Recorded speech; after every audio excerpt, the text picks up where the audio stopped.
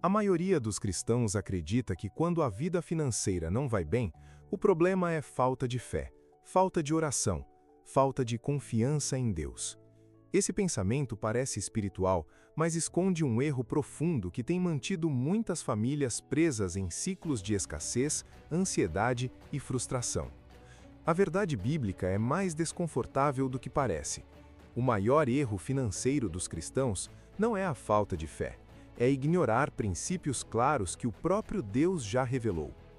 Muitas pessoas oram, jejuam, frequentam a igreja, confiam sinceramente em Deus, mas vivem endividadas, sem controle financeiro e constantemente preocupadas com o amanhã. Isso gera um conflito interno silencioso.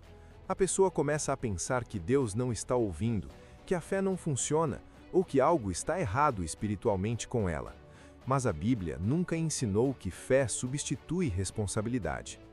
Existe um erro comum entre cristãos bem-intencionados: espiritualizar a desorganização. Frases como "Deus vai prover", "Não gosto de lidar com números" ou "Isso é coisa do mundo" parecem piedosas, mas muitas vezes são apenas desculpas para não encarar a realidade.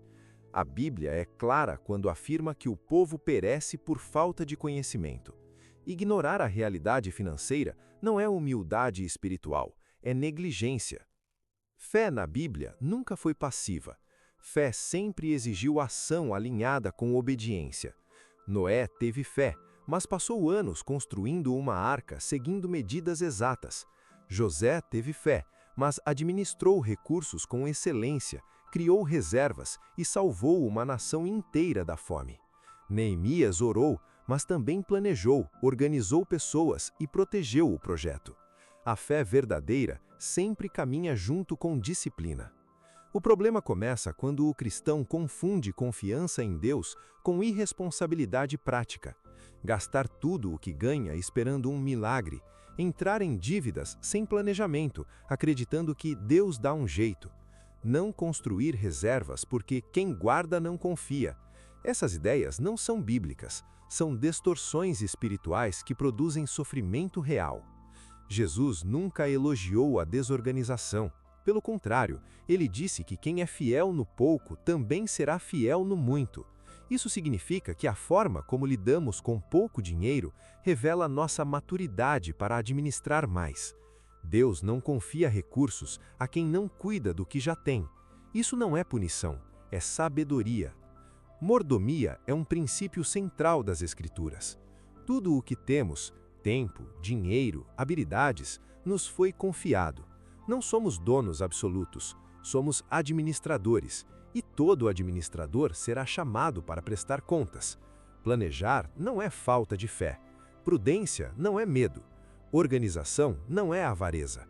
Tudo isso é expressão de sabedoria. Muitos cristãos evitam olhar para sua situação financeira real, porque dói. Dói perceber hábitos ruins, dói admitir escolhas erradas, dói aceitar que não existe milagre que substitua a disciplina diária. Mas a verdade liberta.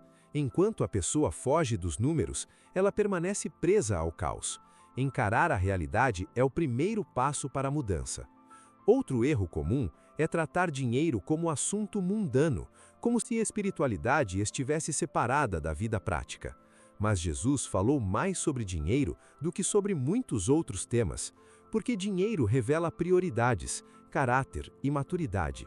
Onde está o tesouro, ali está o coração.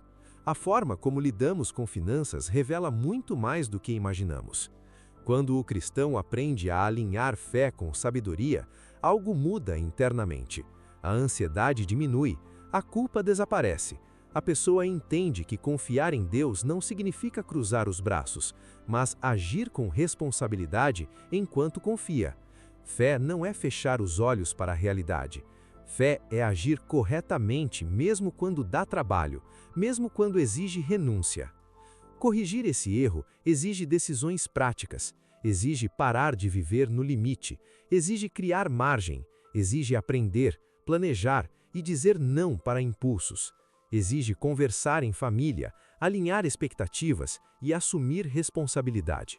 Não é algo instantâneo, é um processo, mas é um processo que traz paz.